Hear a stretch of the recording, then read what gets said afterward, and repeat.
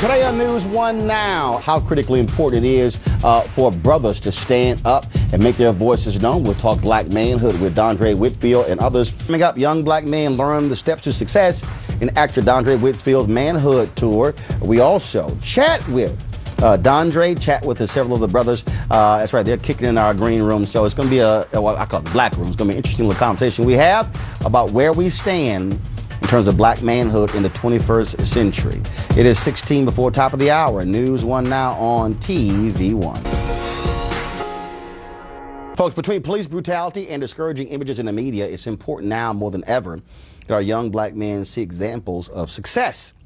That's what Dondre Whitfield, Brian Heat, and Hassani Pettiford are intending to do in their Manhood Tour. I got all three of them on the show right now. Gents, how you doing? Doing great. Doing great. All right. So last night I was here in D.C. There was a meeting. Minister Louis Farrakhan held with a number of folks here in D.C.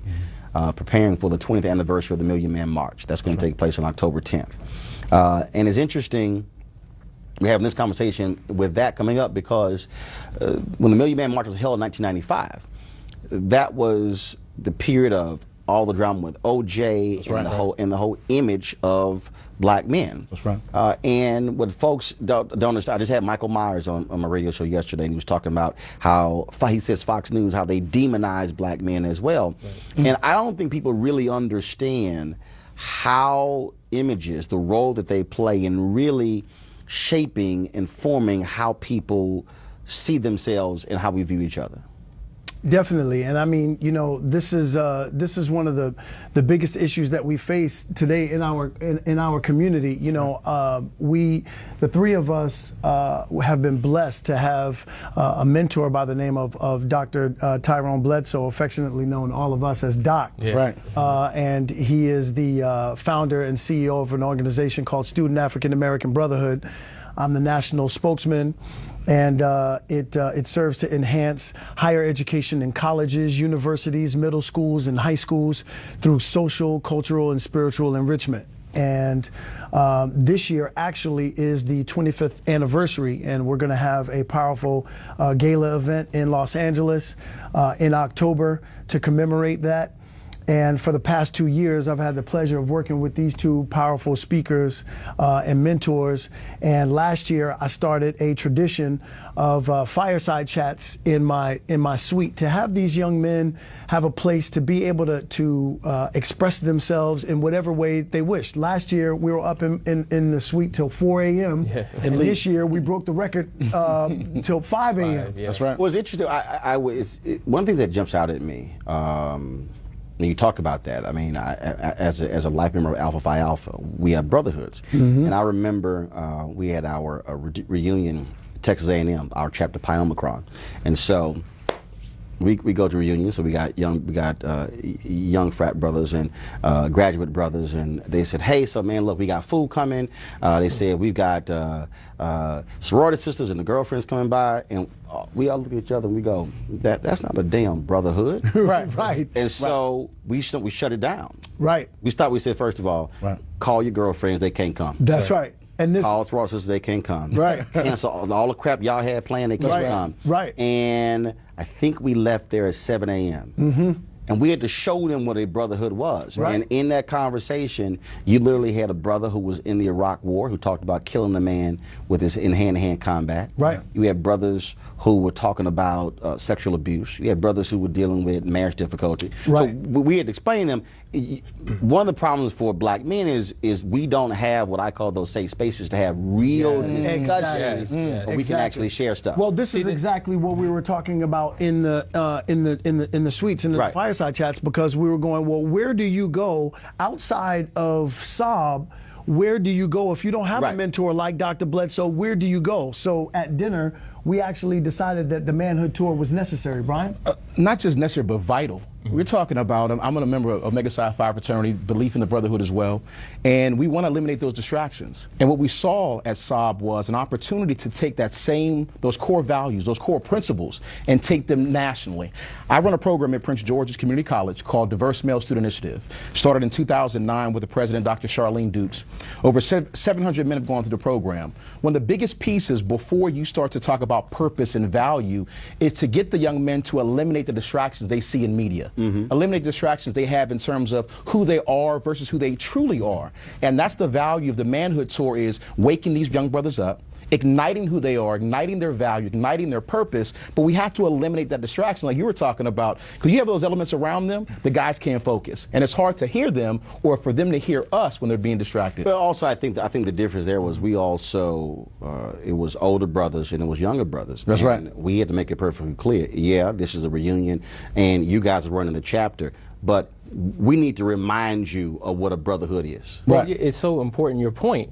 When men get alone in their own social space, they're able to have conversations and deal with issues that they typically would not feel comfortable with dealing with when women are present.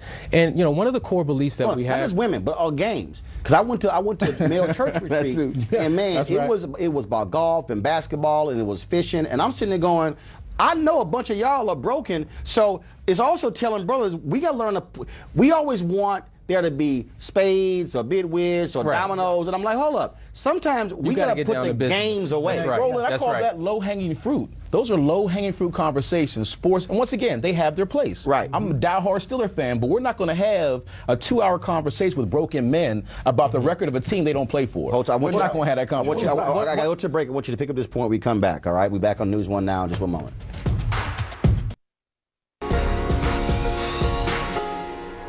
Folks, birthday shout-out time. R&B diva Leela James turns 32. Actor and comedian Wayne Brady was 43. Wentworth Miller, known for his role in Prison Break, turns 43. And Dennis Haysbert, he's in good hands, turns 61 years old. Also is a golf buddy of ours as well. Yes, sir. Before we went to the break, you about to make a point. Yeah, now, one of our core beliefs is that every man needs a man. Because my own individual expression and background and upbringing as a man may be different than yours. And you may have things in your life that I'm deficient in. And I may need you to make me more of a complete man. And that's really the platform and the premise of what we're doing with the Manhood Tour. So we're able to cover issues like family and fatherhood, life skills, purpose, because our understanding and concept of manhood is a bit altered. One of the things that kills me is when especially young brothers, I have a mother or someone and say, take a picture with my son, and it's a damn prison photo. And I'll tell them, yo, I ain't taking a photo if you're going to have this hard look.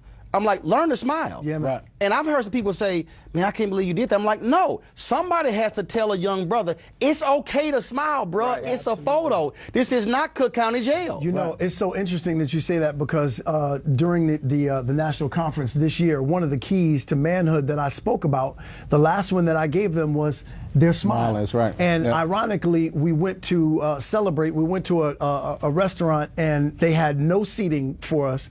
And I literally went in there, everybody said, what are we going to do? So I went up to the front, I spoke to the sister there, and literally with the greatest smile, and she sat there and we spoke for 2 seconds. She said, hold on 1 second, let me see what I can do. And I turned around and I said, number 6, which was the last one that I gave them, the keys to manhood. I mean, you really... You roll in hard, you ain't getting the table. No, you can't. It's very difficult for you to really live out the throes of manhood when they haven't been clearly defined for you. And that's why our tour is necessary. And manhood, maleness, and masculinity are 3 completely different things, and I think we've got those things confused. Final comment. And the interesting part is, part of that is being defensive, that street credibility thing, let me protect myself from you. The other side of it is, you smile when you know your value. When you know who you are, you feel great about yourself, and you project it through your whole body, your whole posture. What's the next place you guys are going to be? We are going to be here. These guys flew in from LA and Atlanta. We're doing a speaking conference at Prince George's called the Diverse Male Student Initiative Building Game Changer Conference today and tomorrow. They're speaking. We're going to shut it down, ignite the young men, building game changers. And we're taking this on the road. So for anybody who's interested, we want them to go to themanhoodtour.com to find out more information about how we're coming to a city near you. Themanhoodtour.com, also sobnational.com. Yes. But go to themanhoodtour.com. .com? themanhoodtour.com, sobnational.org. Gentlemen, I appreciate it. Thanks a bunch. Thank you, sir. That's right. All right, folks. Tomorrow, News 1 Now, we'll find out what millennials think about marriage. Plus, our comedians get crazy on Wild Out Wednesday. Hit me up on Twitter at Roland S. Martin or News 1. I got to go. Holla!